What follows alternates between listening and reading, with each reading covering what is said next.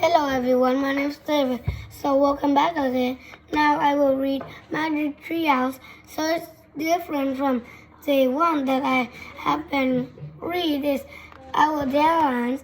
Well, I like that a lot, but maybe I like Magic Treehouse a lot better because it's long though, and I am really surprised that it tells us a lot of things.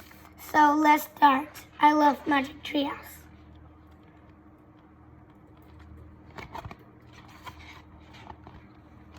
Okay. One summer day in Frog Creek, Plasticina, a mysterious treehouse appeared in the woods.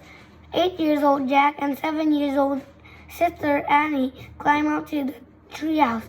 They found that it's filled with books. Jack and Annie soon discovered that the treehouse was magic. It could take them to the place in the book.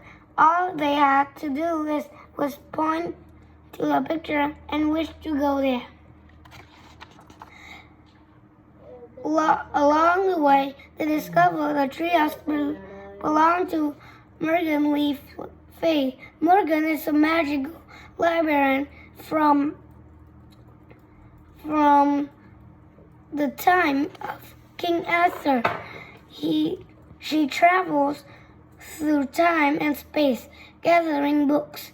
In Magic Treehouse 8 to 12, Jack and Annie solved 4 accident riddles and became the master librarians.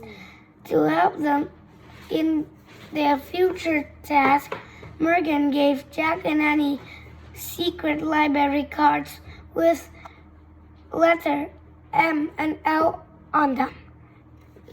As master librarian, Jack and Annie must go on 4 missions to save stories from accident libraries. They have already bought back Skull from accident Roman town and Bamboo book from ancient China. Now they are about to head out on their 3rd mission. Chapter 1. Before dawn, Jack opened his eyes. A thin gray light came through the window. His clock read 5 a.m. All was quiet. Today we're going to accident airline. He thought back more than 1,000 years. Morgan Le Fay had told him that it was very dangerous time, with Vikings raiding the coast. "You awake?" came a whisper, and he stood in his doorway. He was dressed and ready to go. "Yeah, meet you outside," said Jack as he climbed out of the bed. He pulled his jeans, t-shirt, and sneakers. He put his secret library card into backpack with his notebook and pencil. Then he hurried down the stairs. Annie was waiting for him in the yard. The air was damp and misty. "Ready?" she said. Jack took a deep breath. "I guess," he said. He was a little worried about Vikings. They walked silently through the dewy grass. Then they ran up this street and into the Frog Creek woods. Miss clung to the treehouse as they walked through the dark woods. "It's hard to see," said Jack. "What's the treehouse?" "I have no idea," said Jack. Just then, something fell in front of him. "Watch out!" shouted Jack. He discovered his hat. "The ladder!" cried Annie. Jack opened his eyes. The rope ladder from the magic treehouse jiggled in front of them. Jack looked up. The treehouse was hidden in the mist. Come on, let's go, said Annie. She grabbed the ladder and started up. Jack followed. They climbed through the wet air into the treehouse. Hello, said Morgan. I'm glad to see you.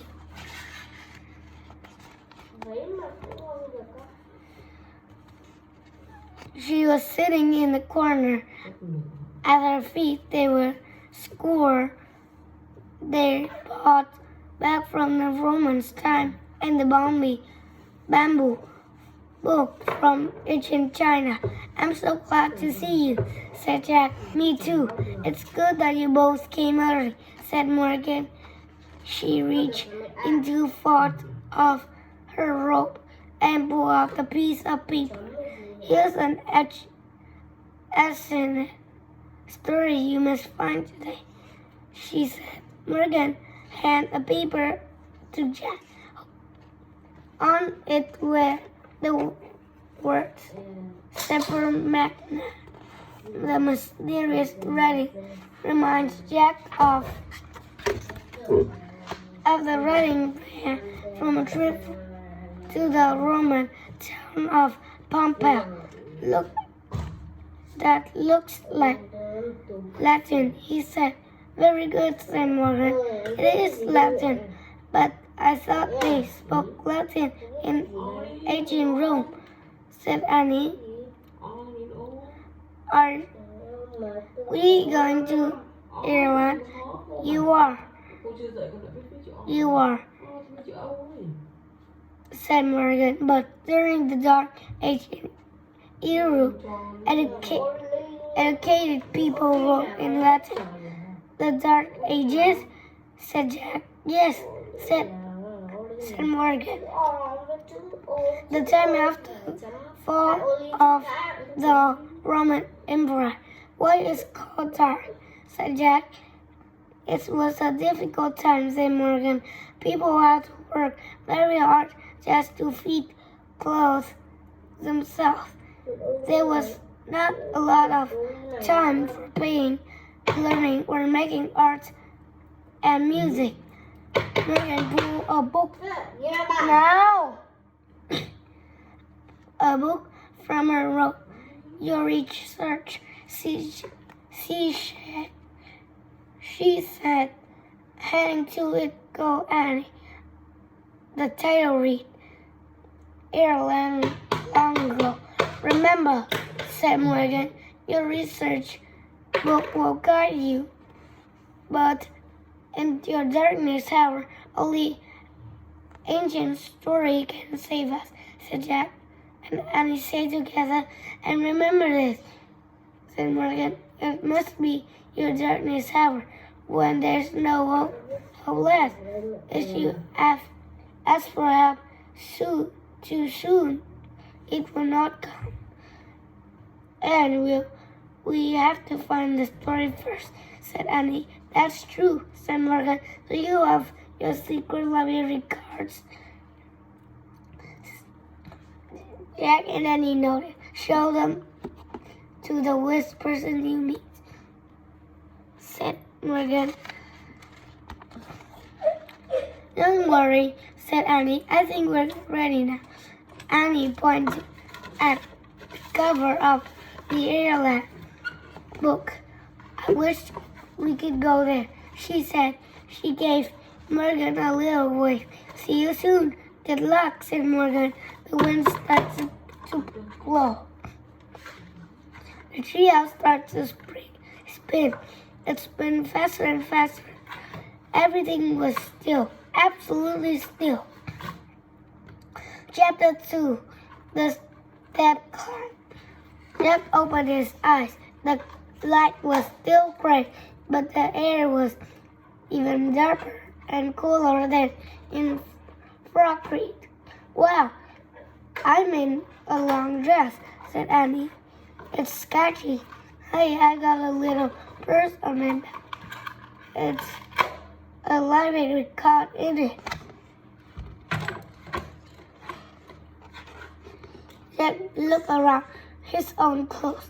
He was wearing shirts and trousers made of heavy wool. He also wore leather slippers, and in place of backpack was a leather bag. Wow, said Annie, looking out the window. This really looks like Dark Age. Jack looked out too. He didn't see anything through the mist.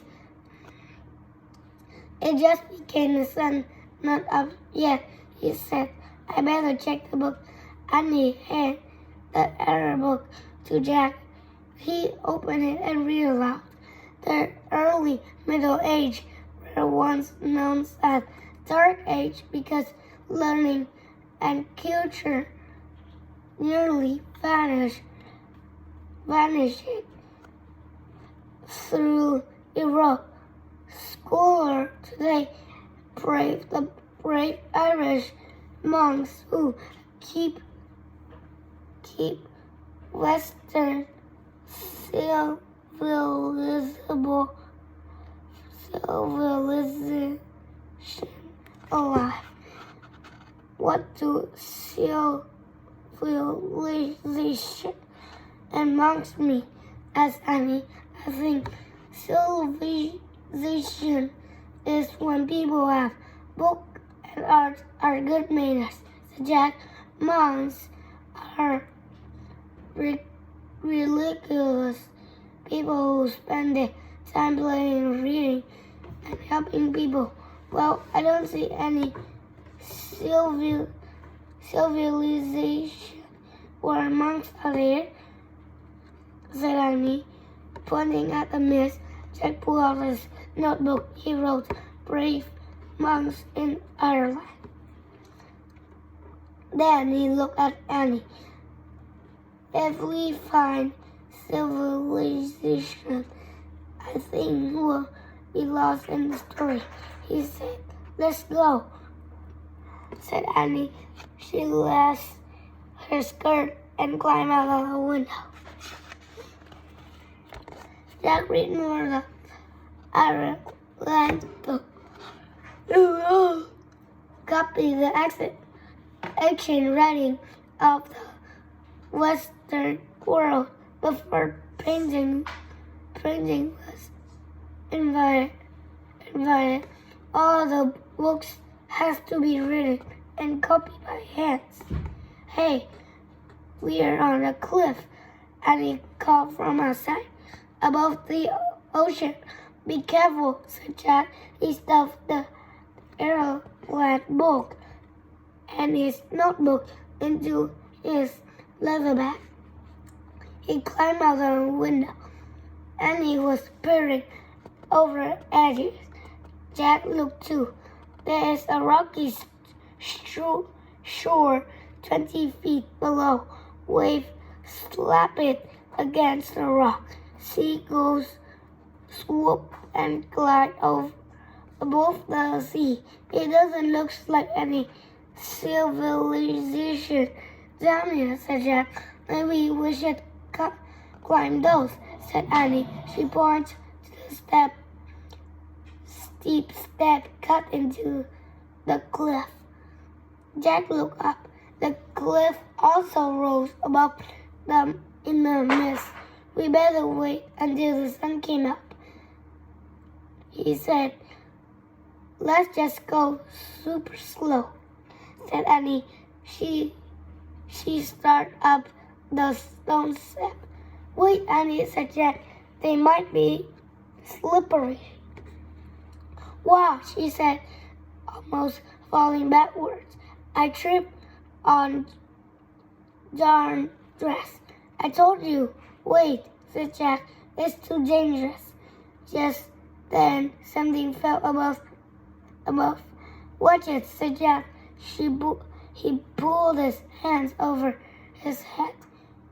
Hey, it's a rope, said Annie.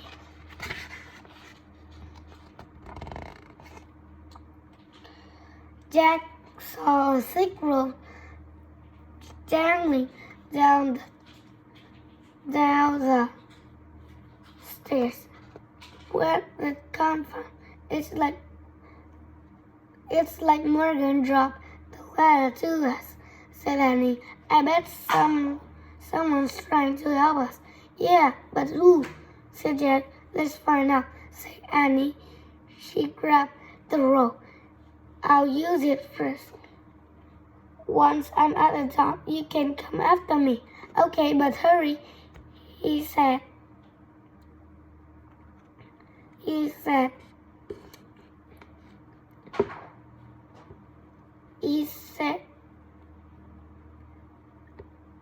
Okay, but hurry, he said, and be very careful.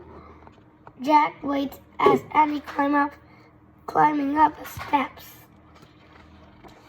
Annie held onto the rope as she climbed slowly up the stairs, soon vanished over top of the cliff. Where's up there? Jack shouted, but his voice was lost in the sounds of the wave. He grabbed the rope and started up the steep steps. At the top of the cliff, he pulled himself over the edge. Aha!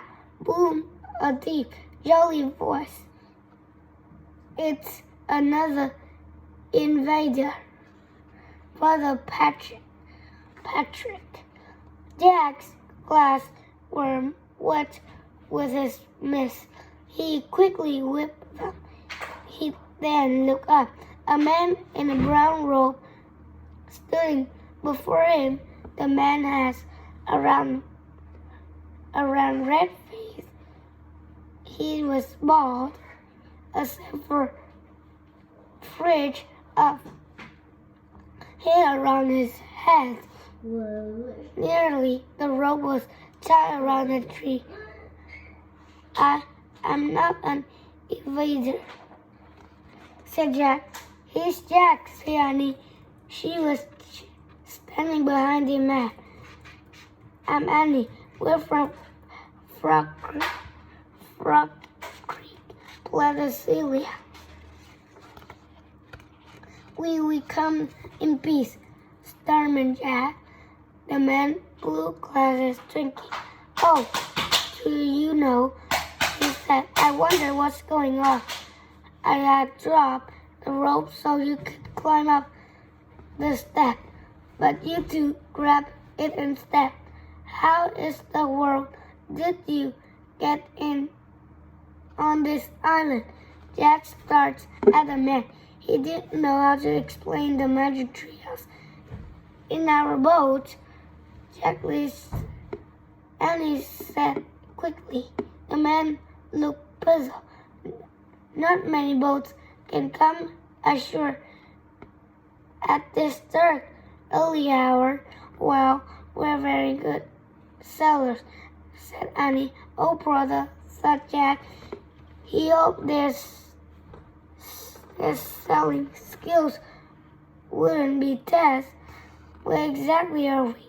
Said Annie. And who exactly are you? You're from the island off the coast of the Ireland, the man said. And I am Brother Patrick. Whose brother are you? Said Annie. The monk smiled. The brother means I'm a Christian monk. Oh, you're the one of the monks who say civilization, said Annie. The man smiled again.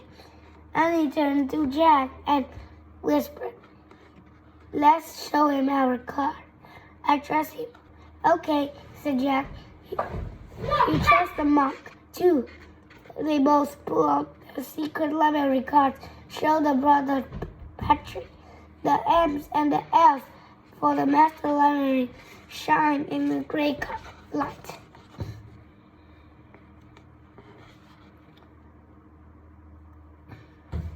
The monk looked at them and bowed his head.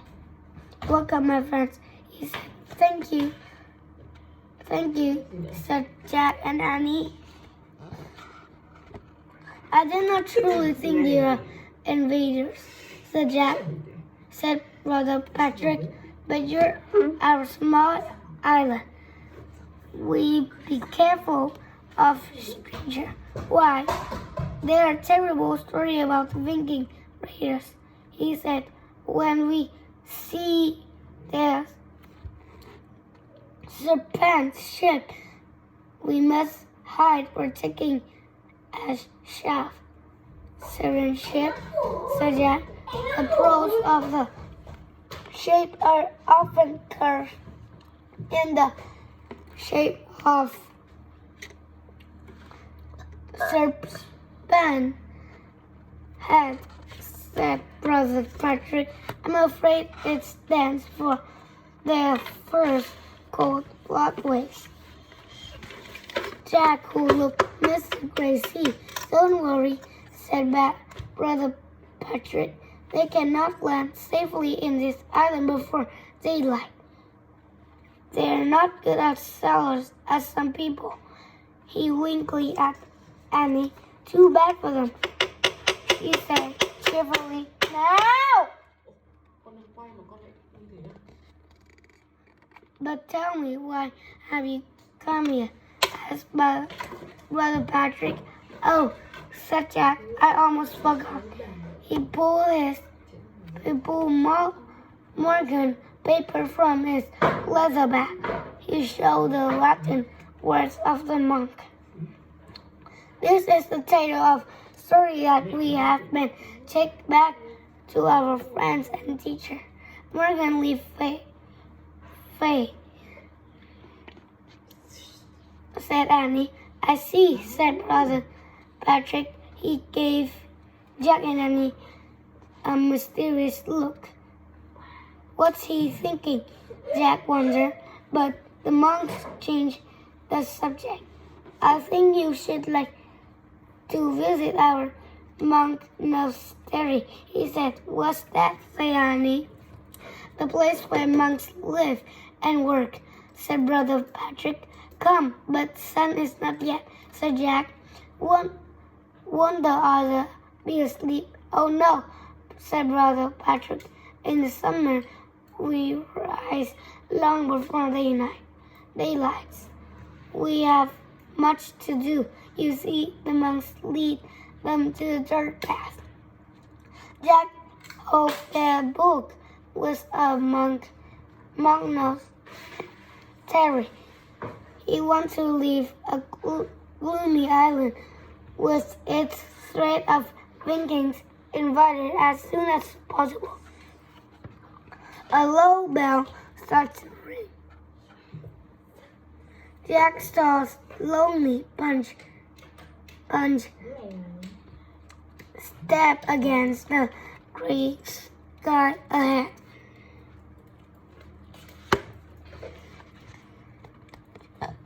Chapter 4, Books of Wonder. The monk story says don't walk around it. Brother Patrick took Jack and Annie through the gate. Behind the gate was a small chunk with hanging bell. There are also vegetable garden and 6 stone nuts shaped like giants' beehive. We grow all our own food, said Brother Patrick. Carrots, turnips, spinach, wheat, and beans. He led them to the interior of the first hut. Jack and Annie peeked inside. Among was fully flat bread from a low stone oven. This is a bakery, Brother Patrick said. It smells good, said Annie. Come along, Brother Patrick said. He pointed to each hut as they passed. They are our sleeping quarters, he said, and That's where we spin our clock. And there, the cobble our sandal, where carve our wooden tools. In each of the huts, Jack and Annie could see monks. They are busy spinning, cobbling, or carving. Finally, Brother Patrick came to the largest behind Lagnat hut. I saved the best for last, he said. This is where we do most important work. He stepped inside. Jack and Annie followed. The hut was warm and peaceful, yet very alive. It glowed with the golden light of many candles. Monks sat at wooden tables. Some were reading, some were playing chess. Best of all, some were writing and painting in books. This is our library, said Brother Patrick. Here I'll study math, history, and poetry. We play chess and mix book. Jack and Annie, I think this is it. What? Said Jack. Civilization, said Annie. Brother Patrick laughed. Yes, this is where civilization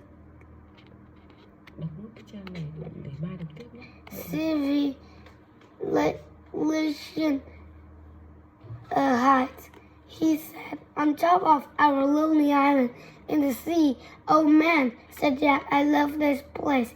What kind of book do you make here? Said Annie. Book of Wonder, said Brother Patrick. We record Christian stories as well. Old Miss Ireland, Miss, said Jack. Yes, said Brother Patrick. They were carved from Storyteller, the old woman who sang a long time ago when people believed in magic. Wow, said Annie. Come, said Brother Patrick. Look at the book of Brother Michael. He was working on his whole life. Brother Patrick led Jack and Annie over an old monk. The monk was painting up. Well, my mom said tomorrow I will read next because it's very late and this story is still a lot of page to read. So let's see you tomorrow. Bye.